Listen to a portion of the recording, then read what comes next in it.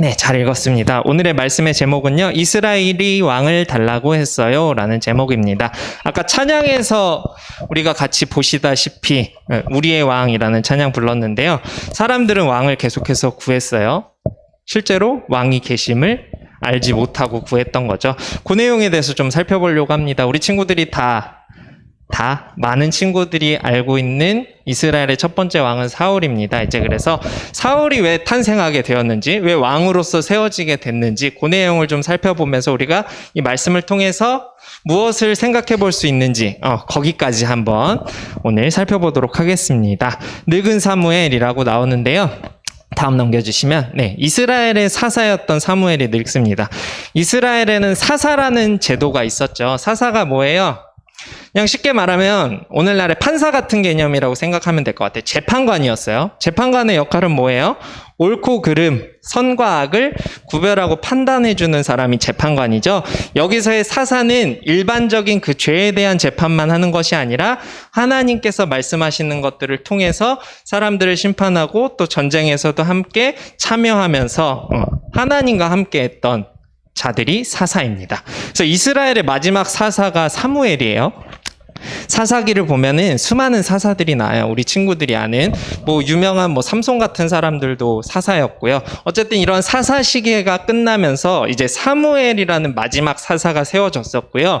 이 사무엘이 죽은 이후에는 왕의 제도로 바뀌면서 나라가 변하게 됩니다. 어쨌든 이 마지막 사무엘이 늙게 돼요. 사무엘서에서 이제 계속해서 사무엘의 이야기가 다뤄지다가 이제 사무엘이 늙어서 자신의 두 아들이었던, 오늘 말씀에 보면 요엘과 아비야를 사사로 세웠다라고 되어 있죠. 여기서 이제 사사로 세우고 사사의 일들을 감당해야 되는데, 이 사무엘은 굉장히 우리가 잘 아는 것처럼 하나님께서 사랑하셨고 또 하나님의 일을 열심히 했던 사사로서 알고 있는데, 이 사무엘의 두 아들은 그러지 못했어요. 그래서 밑에 보시면 말씀을 목사님이 따왔는데, 사무엘의 아들들이 자기 아버지의 행위를 따르지 않았대요. 여기서 말하는 행위를 따르지 않은 것은 하나님을 사랑하고 재판관으로서의 일을 열심히 일하지 않은 거예요. 사사가 되었음에도 불구하고. 그래서 우리는 마지막 사사를 사무엘이라고 부르는 이유가, 사사로서의 일을 마지막으로 가장 잘했던 사람이 사무엘이기 때문에 마지막 사사를 사무엘이라고 이야기하는 거고요. 어쨌든 그 이후에 보시면 자신들의 이익을 따라, 자신들에게 좋은 것들, 자신에게 더 많은 것들이 좋은 것들을 따라서 뇌물을 받았대요. 여기서 말하는 뇌물 뭔지 알죠? 초등부 친구들. 뇌물을 받고 판결을 이렇게 해줘야 되는데 다른 식으로 하고, 누가 나한테 돈을 주면 그 사람이 이기게 해주고, 이런 식으로 했던 것 같아요. 그러니까 판결을 제대로 하지 않았던 거죠. 재판관으로서의 자질이 어때요? 없었다고 생각을 하면 될 것 같아요. 그래서 이렇게 사무엘의 아들들이 사사로서의 일을 제대로 못하게 되니까 장로들이, 또 이스라엘 사람들이 사사 필요 없다, 왕을 달라 라고 외치기 시작합니다. 사무엘한테 우리 왕 달라고 얘기를 해요.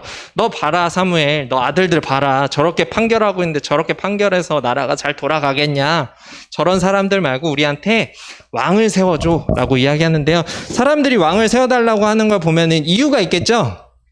왕도 똑같이 사사랑 비슷하잖아요. 느낌은 왕이나 사사나 비슷하잖아요. 재판을 해주고 사람들 전쟁에서도 같이 참견하면서 또 사람들 하나님의 말씀을 대언하고 이런 일들을 하기 때문에 사사나 왕이나 비슷한 것 같은데, 당시에 사람들이 왜 왕을 원했냐면요, 이스라엘 빼고는 주변 국가들은 다 왕이 있었어요. 왕이 있다 보니까 왕은 어때요? 약간 사사라는 것과 왕은 느낌이 좀 달라요. 사사라는 것은 지도자라는 약간 무리의 지도자 같은 느낌이라, 왕은 어때요? 뭔가 최고 권력을 가진 사람과 같은 느낌이 들잖아요. 그러니까 왕을 세우는 게 좀 더 어떻다고 생각했을까? 이스라엘 사람들은 더 멋있고 리더십이 있는 사람이 이렇게 딱 해줘야지 사사로서 세워지는 거 말고 왕이 더 멋있지 않을까. 주변의 나라들을 보면서 그런 생각을 했었던 것 같아요. 우리도 왕이 있으면 참 좋을 것 같은데.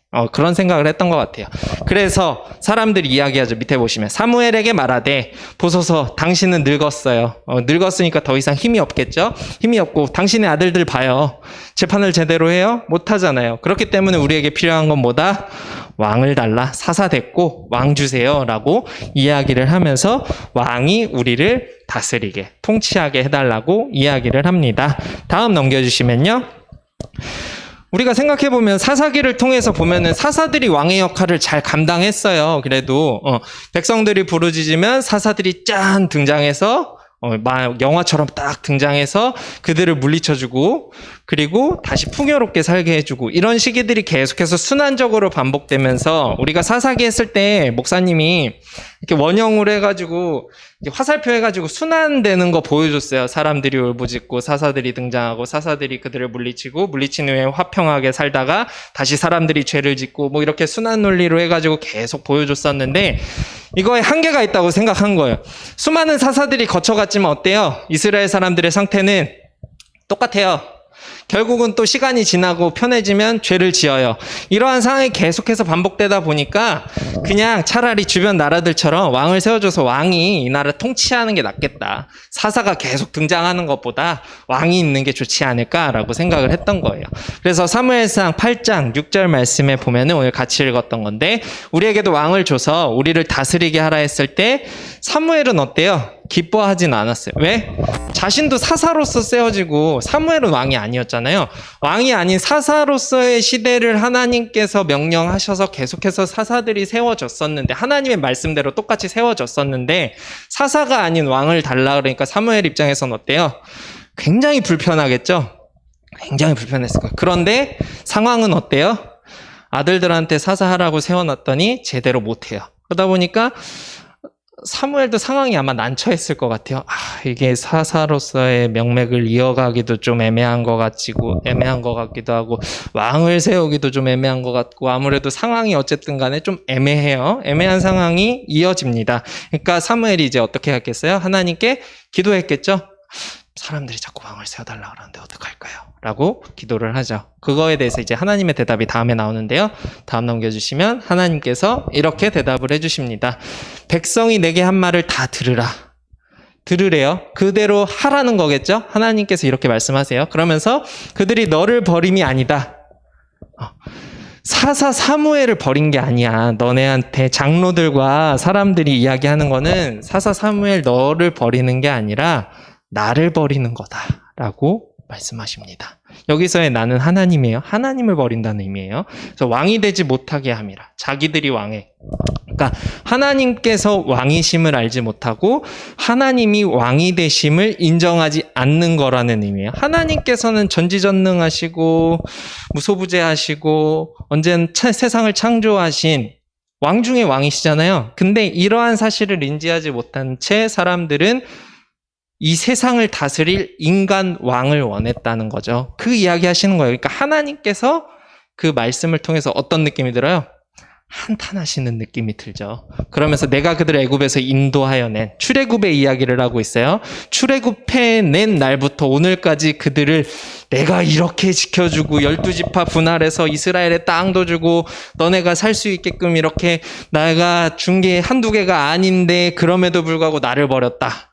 라고 하나님께서 이야기하시면서 마지막 줄에 보면 사무엘 너는 그들에게 이스라엘 사람들에게 경고하면서 왕의 제도를 가르쳐라 라고 이야기를 하십니다. 이 말씀은 결국은 하나님께서 한탄하시지만 백성들의 요구를 어떻게 한다는 거예요? 들어주시겠다. 그래 왕을 줄게 라고 이야기하시는 겁니다. 그리고 왕이 세워짐으로써 일어날 일들이 있겠죠. 또 그것에 대해서 물론 경고를 하시는 겁니다. 우리 친구들이 뭐 제품을 샀을 때 제품 사면 뭐가 있어요? 설명서가 따라오죠.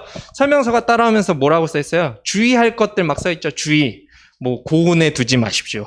뭐 물에 넣지 마십시오. 뭐 이렇게 써 있잖아요. 그런 것처럼 하나님께서 설명을 해주시는 왕을 줄게. 근데 그 주는 거에 대한 주의할 것들이 있어. 그렇게 이야기해 주시는 거예요. 쉽게 설명하자면 그렇습니다. 다음 넘겨주시면요. 이제 경고하시는 멘트들을 쫙 이야기를 해줘요. 사무엘이 사람들에게. 그럼에도 불구하고 어때요? 사람들은 계속해서 왕을 달라고 해요.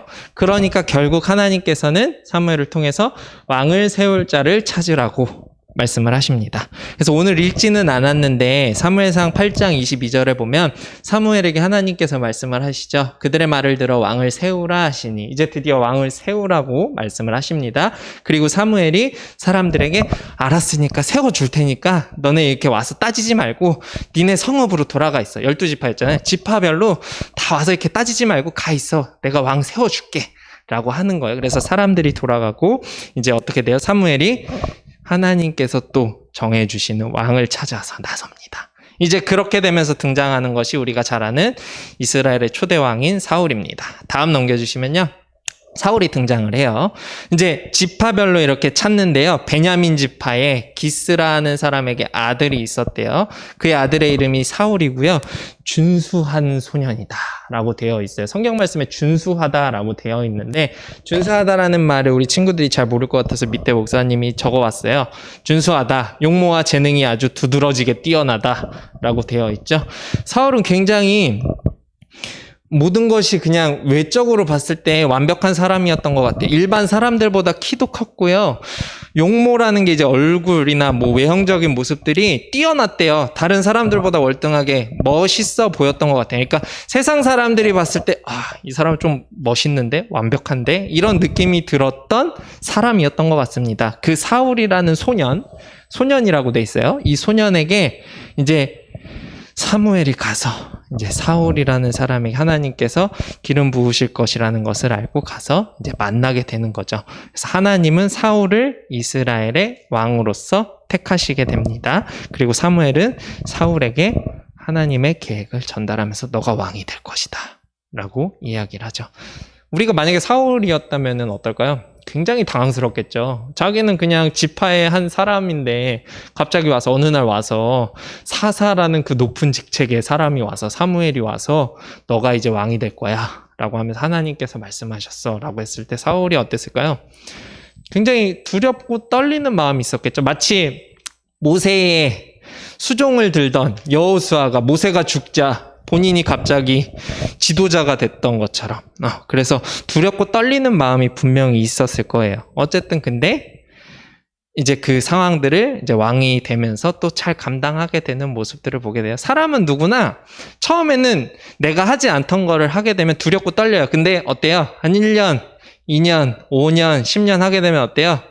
그거에 대해서 이제 편해져요. 그리고 익숙해져요. 그러다 보면은 이제 내가 그렇게 예전에는 그렇게 두렵고 떨림으로써 했던 일들이 지금은 아무렇지 않게끔 그렇게 되는 것들을 보게 돼요. 사람은 누구나 적응을 굉장히 빨리 해요. 몇 년 정도만 있으면 또 적응하잖아요. 여기 이제 오래된 선생님들도 계시고 이제 온 지 얼마 안 된 선생님들도 계신데 이제 1년 있다 보면 이제 초등부에 적응이 되고, 목사님도 이제 4년째 돼 가는데 이제 적응이 잘 됐어요. 초등부에. 처음에는 약간 어색하고 말씀 전하는 것도 어색하고 그랬는데, 친구들 보는 것도 어색하고 그랬는데 적응이 잘 된 것 같아요. 물론 이 온라인으로 예배드리는 것도 처음에 굉장히 어색했는데 이제 되게 없어도 되게 편해요. 똑같이 하는 것 같아요. 어쨌든 간에 이런 것처럼 사울도 초반에는 두렵고 떨리는 마음이었겠지만 이제 점차 왕으로서의 일들을 감당해 가면서 사울도 처음에는 하나님을 바라보면서 나아가지만 결국은 어떻게 돼요? 사울도 비참하게 최후를 맞이해요. 그리고 사울 이후에 뭐 다윗이나 솔로몬이나 여러 왕들도 보면 어때요? 왕으로서의 권력은 나에게 있지만 그 권력을 주신 하나님을 잊고 사는 경우에는 안 좋은 결말들을 맞이하는 것들을 보게 됩니다. 어쨌든 왕도 뭐예요? 사람이에요. 사사도 사람이고 왕도 사람이에요. 결국은 다 사람이 하는 거거든요. 그렇기 때문에 사람이 하는 것은 완벽할 수 없어요. 그럼에도 불구하고 이스라엘 사람들은 왕을 원했던 거고, 하나님은 어차피 인간이 하는 일들은 다 똑같은데 굳이 왜 왕을 원하냐고 한탄하셨던 거죠. 우리는 그 점을 잘 기억해야 됩니다. 이제 결론입니다.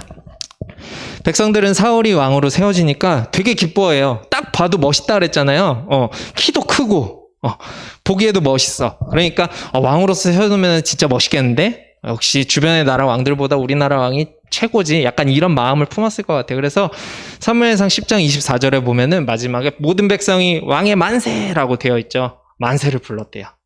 그만큼 사람들이 왕의 모습을 보고 마음에 들었던 것 같아요.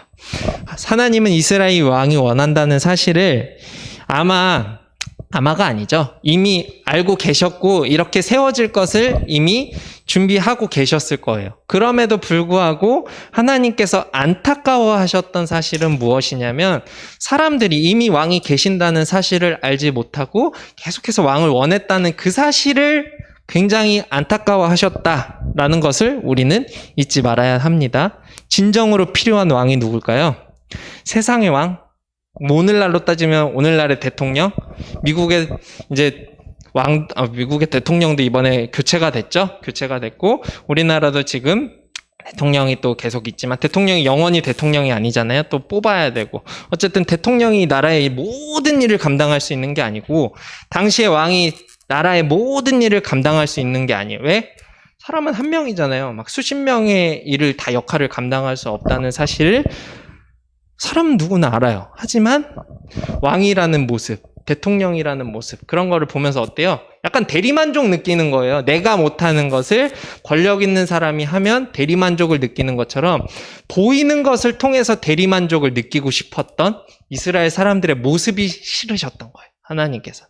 보이지 않아도 너희와 항상 함께 하시는 하나님께서 계신다면 무엇이든 할 수 있는데 왜 너네는 자꾸 보이는 것에만 집중하냐. 마치 이스라엘 백성들이 모세가 보이지 않자 금송아지 숭배하고 그랬던 모습과 비슷해요. 보여지는 것을 원해요. 사람은 누구나 똑같아요. 누군가를 사랑한다고 할 때 옆에 사람이 없는데 사랑한다고 말할 수 없잖아요. 그리고 그 사람과의 여러 일들을 통해서 그 사람과의 일들을 통해서 더 그 사랑이 두터워지고 그러한 것들을 통해서 사랑이라는 것이 눈에 보이진 않지만 서로가 사랑이라는 것을 가지고 사는 것과 같이 세상 사람들은 보이지 않는 것보다는 보이는 것에 의존을 하게 돼요. 어쩔 수 없는 것 같아요. 목사님도 그렇고. 핸드폰 없으면 없는 대로 살 수 있을 거예요. 근데 핸드폰을 가지고 살다 보면 어때요? 핸드폰에 자꾸 시간을 뺏기고 정신이 팔리고 이런 시간들이 계속해서 이어지는 것처럼 없으면 없는 대로 살 수 있지만 사람은 있으면 그것에 집착하고 그것에 빠져들게 되는. 마찬가지예요. 왕도 그러한 의미로서 이스라엘 사람들에게 다가왔기 때문에 하나님은 싫어하셨던 거예요. 우린 그 사실을 잊지 말아야 합니다. 다음 넘겨주시면요. 이제 마지막입니다. 모든 인간의 왕은 결국 실망스러운 모습만 남겨요. 생각해보세요. 이스라엘의 왕들, 우리나라의 대통령들, 과거에 이 땅을 다스렸던 왕들 생각해보면 제대로 물론 세종대왕과 같이 우리가 기억하는 멋진 왕의 모습들도 있지만 대부분이 어때요? 좋지 않은 모습들의 왕의 모습이 많아요. 또한 우리나라의 또 대통령들 생각해보면 뭐 좋은 일들도 했던 것 같지만 안 좋게 욕을 먹었던 일들도 많은 것 같고 누구든지 리더로 세워지면 잘한 점은 칭찬받지만 못한 점은 욕을 많이 먹게 돼요. 우리 친구들도 뭐 학교에서 반장이나 회장 선거에서 여러 가지 그러한 일들 감당하는 분들 보거나 또 학교의 뭐 교장 선생님 또 뭐 여러 선생님들 보면서 리더로서 세워지는 사람들을 볼 때 어때요? 칭찬만 받나요? 욕도 많이 먹어요. 근데 어때요? 우리는 내가 직접 하는 게 아니기 때문에 욕하지만 막상 내가 그 자리에 또 있으면 어떨까요? 나도 욕 먹을 거예요. 다를 바가 없어요. 사람은 늘 누구나 똑같아요. 그 사실을 잊지 말아야 돼요. 흉보는 거 흉볼 수 있어요. 그 사람이 잘 못하는 거 지적할 수 있어요. 하지만 내가 그 자리에 섰을 때 나는 어떠한 모습일까? 라는 것을 우리 친구들이 또 선생님들이 생각해 볼 수 있었으면 좋겠습니다. 인간은 누구나 실망이 있어요.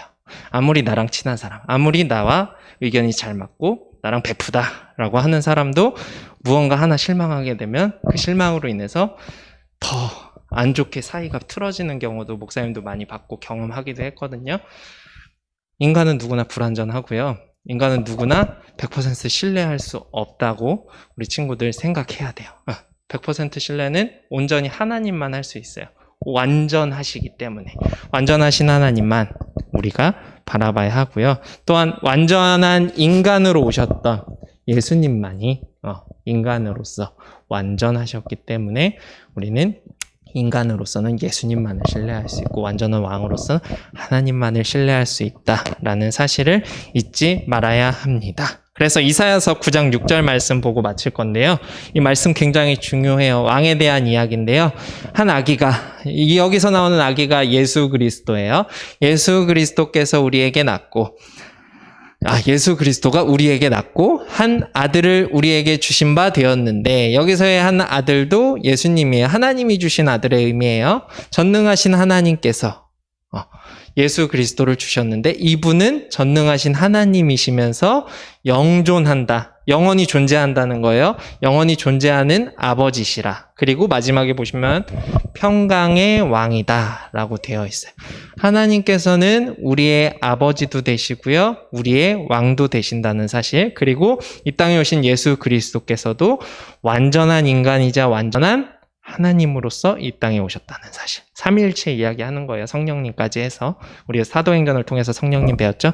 그 내용들 친구들이 잘 기억하고 있었으면 좋겠습니다. 그리고 이를 통해서 인간은 누구나 완벽할 수 없지만 하나님께서 완벽하시다. 그렇기 때문에 완벽하신 하나님을 우리가 바라보며 살았으면 좋겠다라는 것을 이야기했습니다. 오늘 말씀을 통해서 우리 친구들이 여러 가지 생각들을 해볼 수 있을 것 같은데 오늘 말씀을 통해서 우리 친구들이 왜 사람들이 왕을 원했는지에 대해서 또 한번 깊이 생각해 봤으면 좋겠고요.